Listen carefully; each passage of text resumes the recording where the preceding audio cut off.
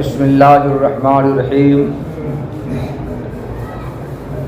بچوں سنو عبارت، ثم انہم توغلوا فی علم الکلام وتشبثوا بأدیان الفلاسفہ فی کثیر من الاصول والاحکام وشاع مذہبهم فیما بین الناس الی ان قال الشیخ ابو الحسن الاشعری لأستاذه ابی علی الجبائی ما تقول فی ثلاثة اخوة مات احدهم مطیعا والآخر عاصیا والثالث صغیرا فقال ان الاول یثاب فی الجنہ والثانی یعاقب بالنار والثالث لا یثاب ولا یعاقب فقال الاشعری فإن قال الثالث ويا ربي لما أمتني صغيرا وما أبقيتني إلى أن أكبر فأؤمن بك وأطيعك فأدخل الجنة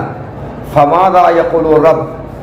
فقال يقول الرب إني كنت أعلم منك إنك لو كبرت لعصيت فدخلت النار فكان الأصلح لك أن تموت صغيرا فقال الأشعري فإن قال الثاني يا رب لما لم تمتني صغيرا لئلا أعصي لك فلا أدخل النار فماذا يقول الرب؟ فبهت الجبائي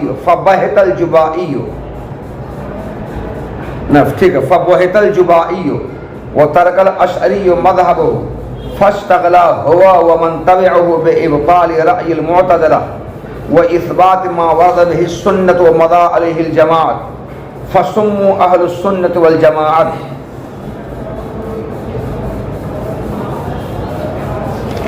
بچوں، اس سے پہلے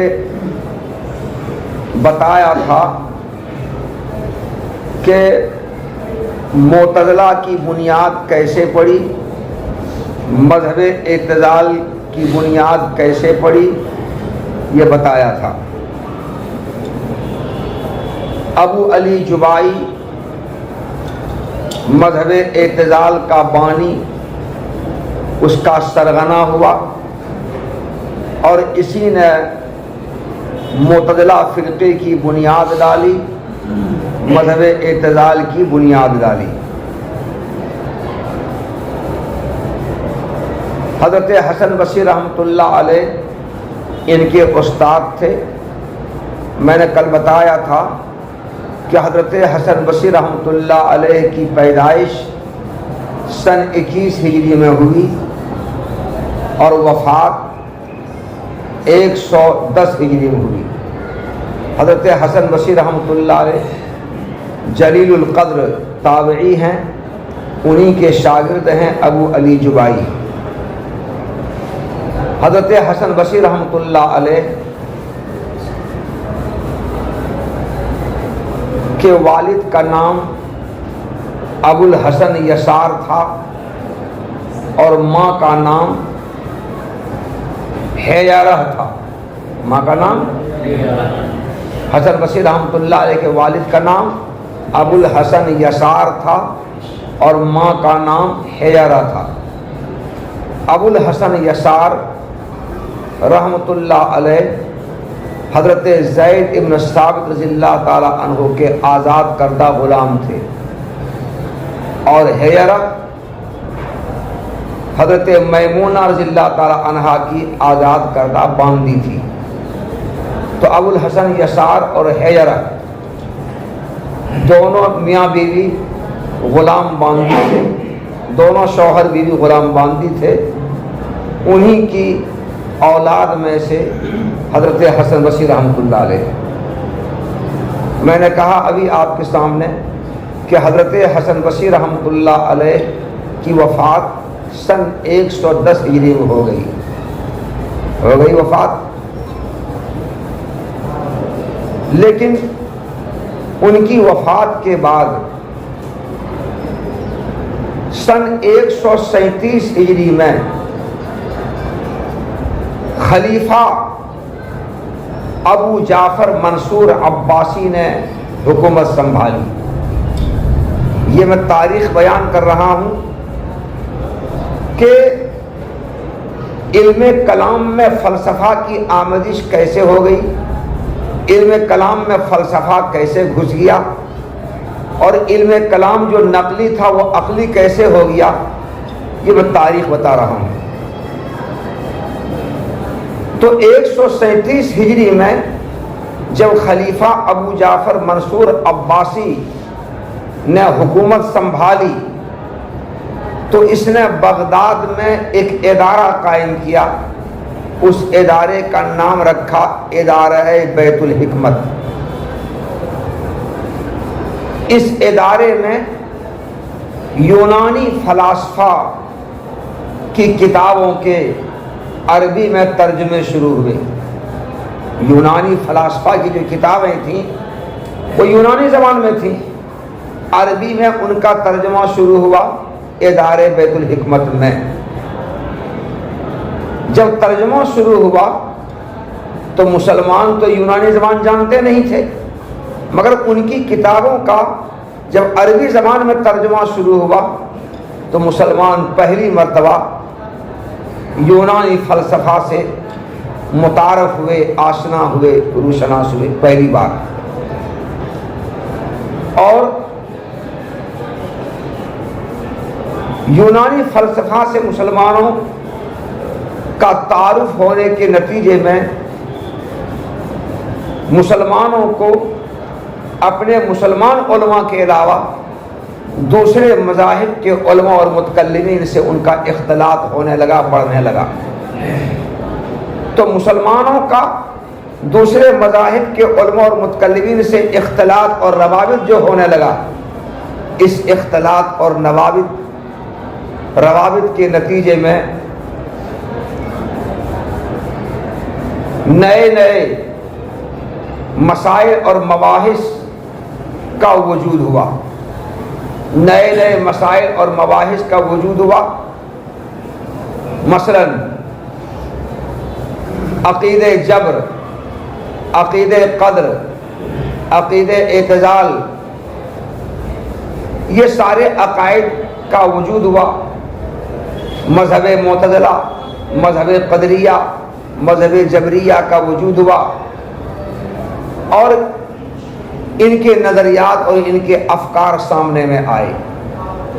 تو مسلمانوں کا جب پہلی بار یونانی فلسفہ سے تعارف ہوا اور دوسرے مذاہب کے علماء اور متکلمین سے ان کا اختلاط ہوا، اس اختلاط کے نتیجے میں علم کلام میں نئے نئے موضوعات اور نئے نئے مباحث کا وجود ہو گیا، اور نئے نئے مباحث اور موضوعات میں یہی جبر اور قدر کا موضوع، معتزلہ کا موضوع اور دوسرے موضوعات سامنے آئے۔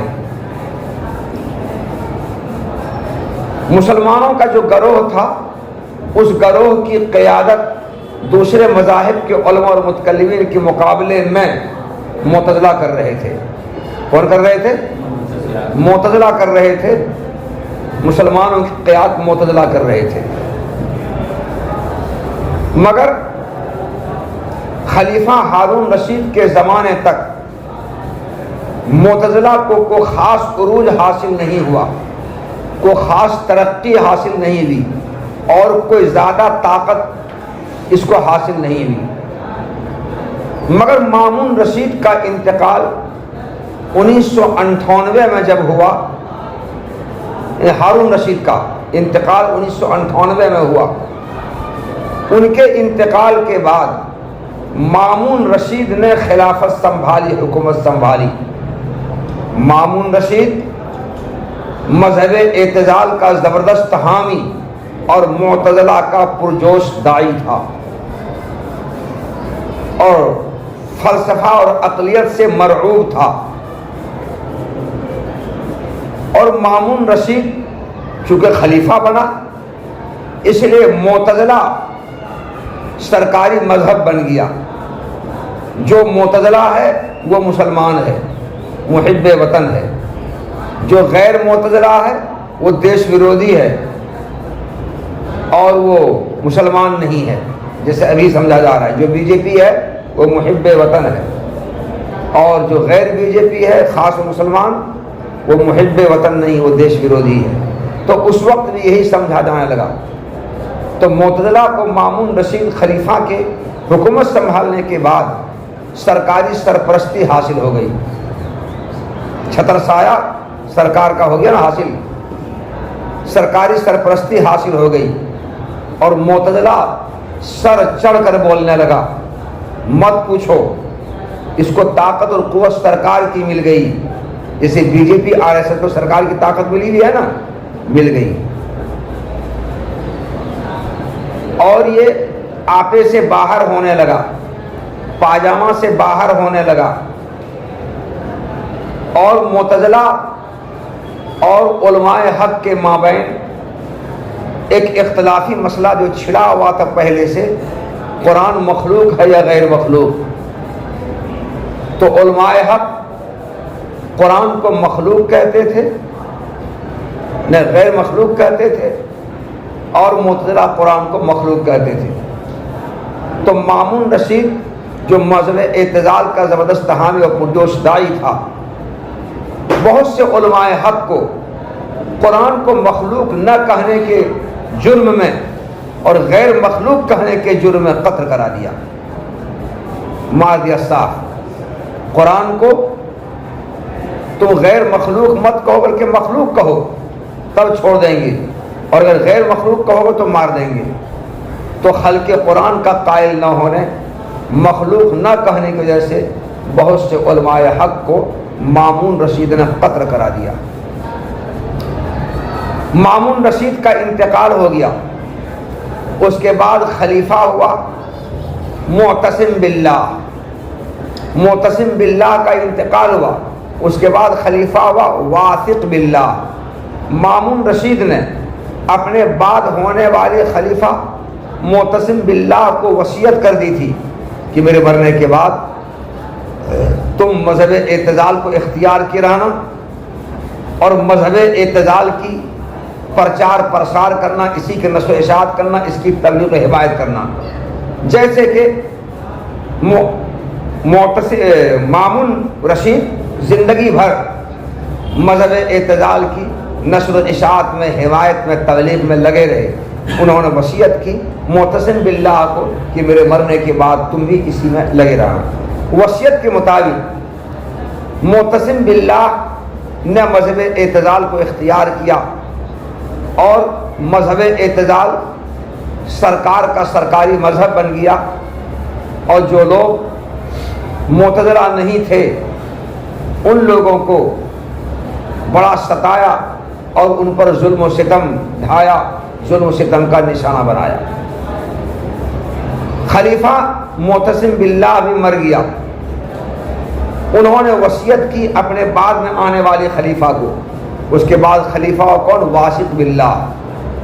واثق باللہ بھی علماء حق کے پرتی اتنا ہی سخت تھا جتنا سخت معتصم باللہ اور جتنا سخت مامون رشید تھا۔ معتصم باللہ اور واثق باللہ نے مامون رشید خلیفہ کے وصیت کے مطابق علماء حق کو اپنے اپنے زمانے میں بزور طاقت معتزلہ کا ہمنوا بنانے کی ٹھان لی، طاقت کے زور سے۔ مگر علماء حق جو خلق قرآن کے قائل نہیں تھے، وہ اپنی جگہ پر ڈٹے رہے اور قرآن کو مخلوق کہہ کر کے انہوں نے نہیں دیا۔ امام حنبل رحمۃ اللہ علیہ پر بڑے مظالم ڈھائے معتصم باللہ نے، واثق باللہ نے، اپنے اپنے دور میں بہت اس پر ظلم و ستم ان پر ڈھایا۔ مگر واثق باللہ کے انتقال کے بعد معتزلہ دم توڑنے لگا، مذہب اعتزال دم توڑنے لگا، جیسے کرناٹک میں بی جے پی دم توڑنے لگی، دم توڑ چکی ہے۔ وہاں لڑکیوں کو حجاب میں کالج جانے کی پورے کرناٹک میں کھلی چھوٹ، کھلی اجازت مل گئی ہے، اور شان سے حجاب پہن کر کالج میں گزر رہی، آ رہی جا رہی ہیں شان سے، اور چڑھاتے ہوئے جا رہی ہیں۔ دیکھا ویڈیو میں نے، چڑھا کر کے۔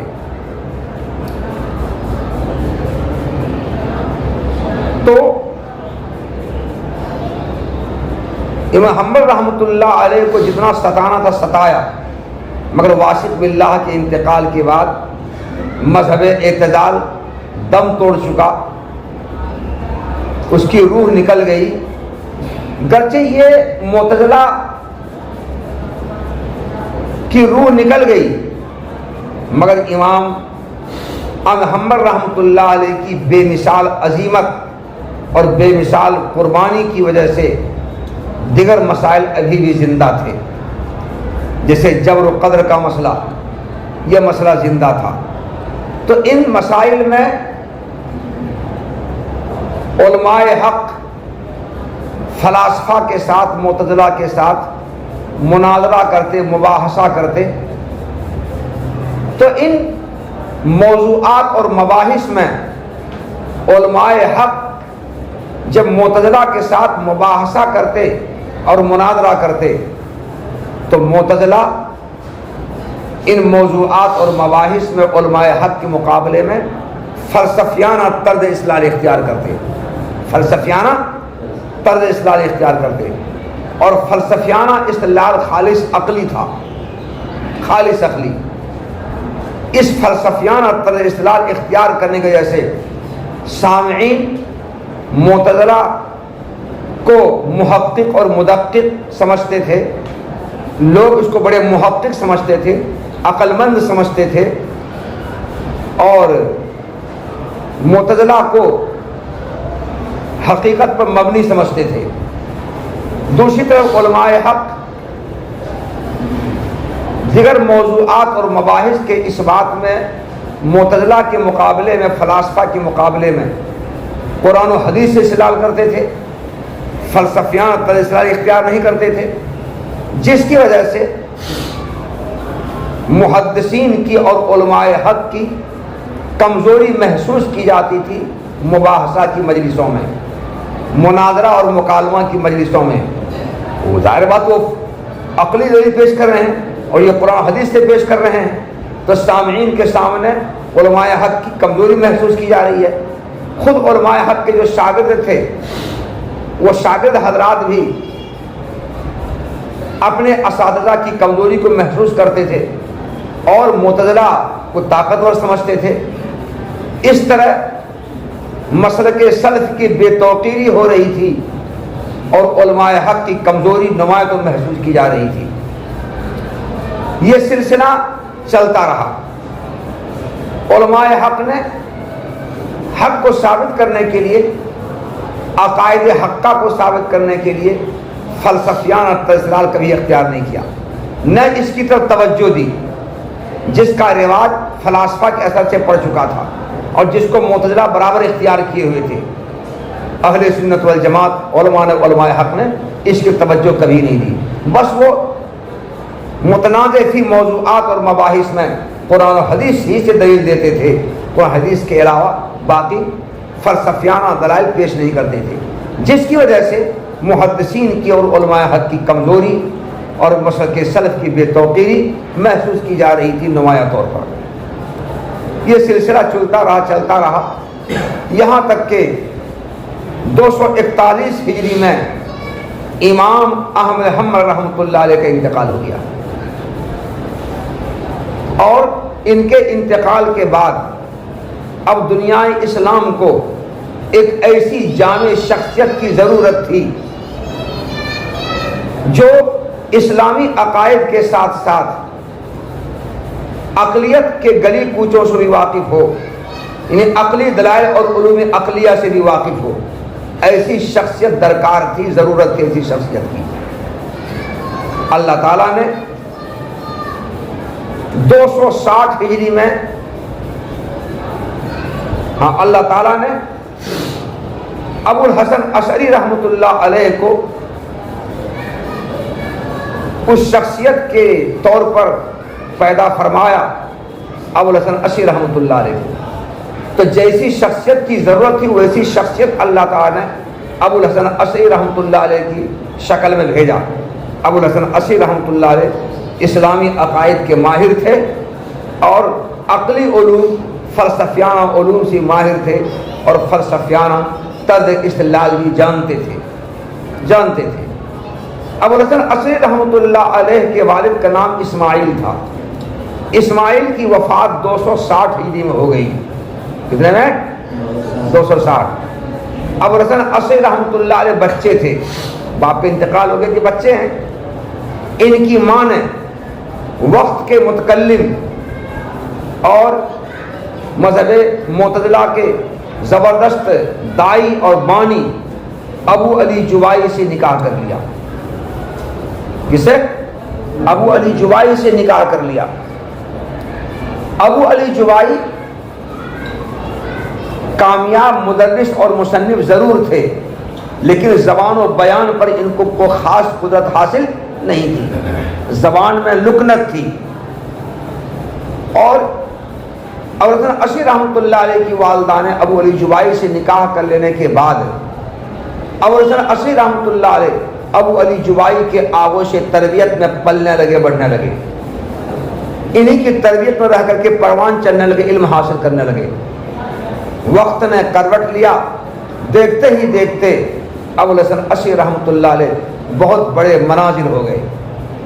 اور چونکہ باپ کے پاس رہ رہے ہیں اور باپ معتزلی ہے تو بیٹا معتزلی نہ ہوگا, اس لیے جہاں کہیں علماء حق کے ساتھ مناظرہ اور مکالمہ ہوتا, بحث ہوتی, تو ابو علی جوائی اپنے بیٹے, سوتیلے بیٹے ابوالحسن عصری رحمۃ اللہ علیہ کو مناظرہ کی مجلسوں میں آگے کر دیتے تھے.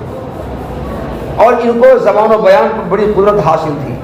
بہت حاضر جواب تھے, بہت حاضر جواب, اور مناظرہ جیت جاتے تھے. اہل حق کے خلاف مناظرہ جیت جاتے تھے.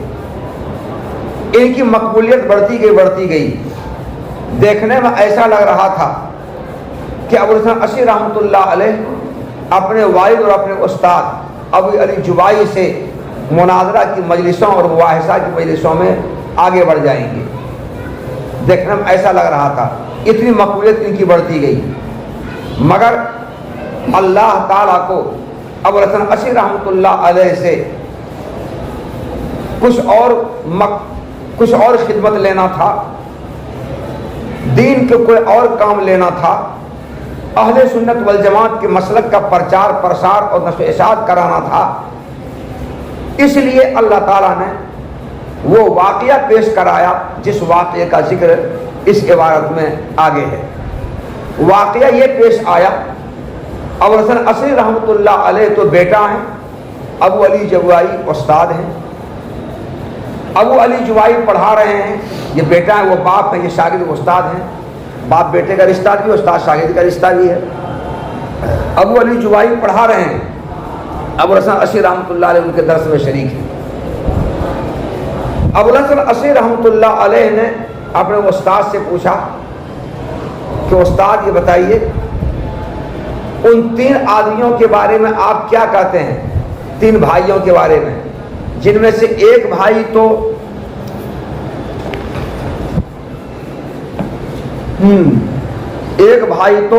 اللہ کا اطاعت گزار ہو کر کے مرا, اور دوسرا بھائی اللہ کا نافرمان ہو کر مرا, اور تیسرا بھائی بچپن میں مر گیا. تو ان تینوں کے بارے میں آپ کیا کہتے ہیں, کون جنت میں جائے گا, کون دوزخ میں جائے گا, اللہ تعالیٰ کیا فیصلہ کرے گا؟ تو ابو علی جوائی نے اپنے شاگرد, اپنے بیٹا ابوالحسن عصری رحمۃ اللہ علیہ سے یہ کہا کہ جو بھائی اطاعت گزار ہو کر کے مرا ہے اللہ تعالیٰ کا, وہ تو جنت میں جائے گا, اور جو گنہگار ہو کر کے مرا ہے وہ دوزخ میں جائے گا, اور جو بچپن میں مر گیا ہے نہ وہ جنت میں جائے گا, نہ دوزخ میں جائے گا, نہ ثواب ملے گا, نہ عقاب ملے گا.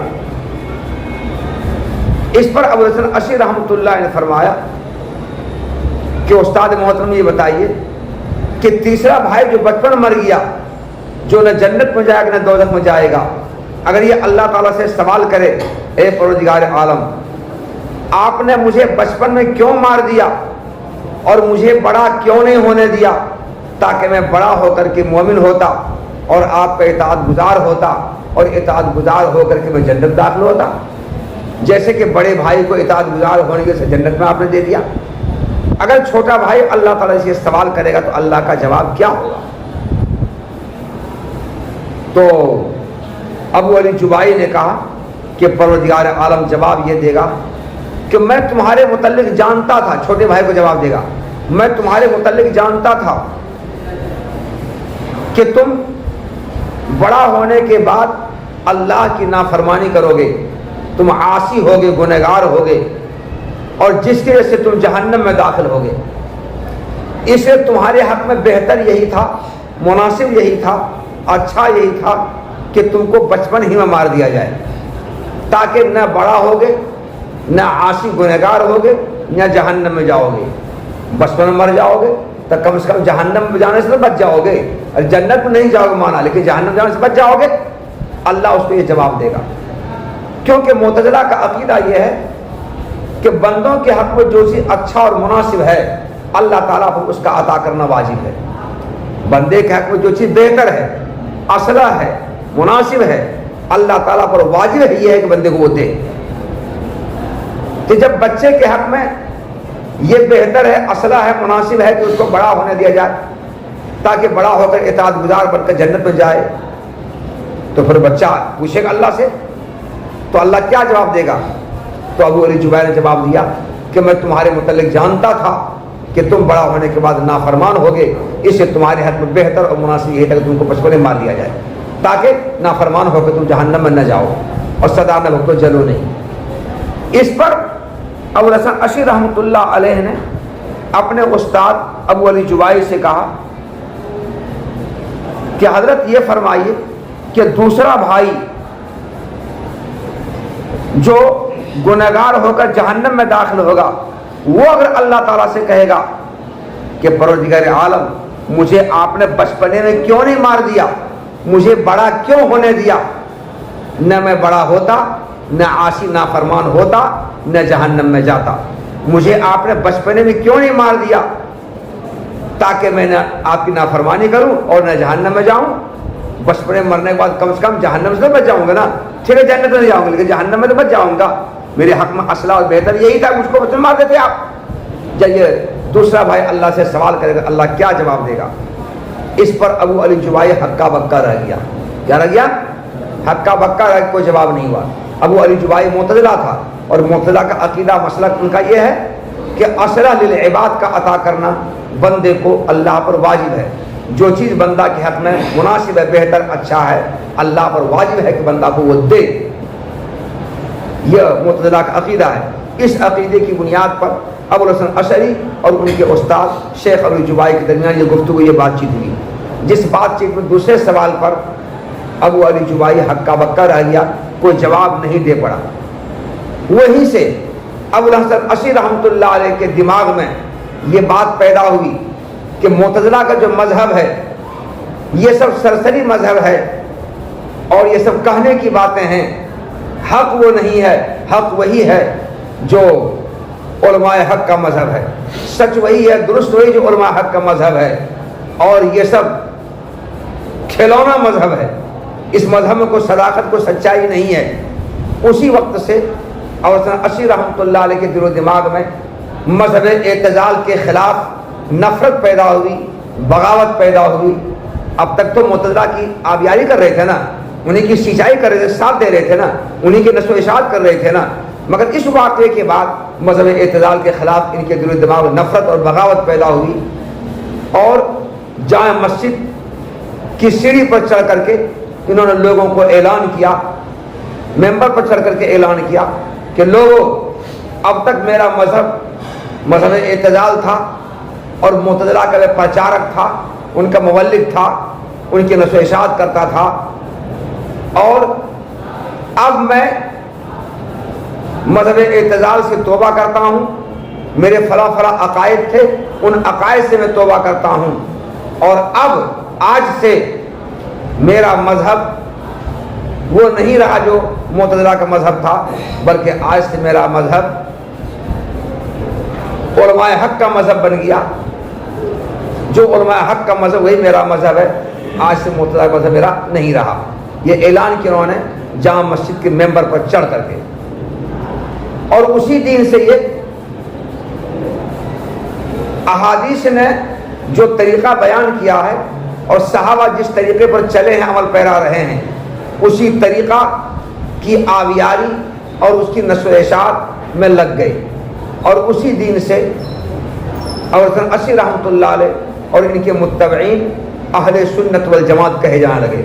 اہل سنت تو اس لیے کہ سنت نے جو راہ بتائی ہے، سنت نے جو طریقہ بتایا ہے، اس طریقہ کی حمایت و اشاعت میں لگ گئے، اور اہل جماعت اس لیے کہلائے کہ صحابہ کرام کی جماعت جس راہ پر چلی ہے، جس طریقے پر چلی ہے، اسی طریقے اسی راہ پر چلنے کی انہوں نے ٹھان لی۔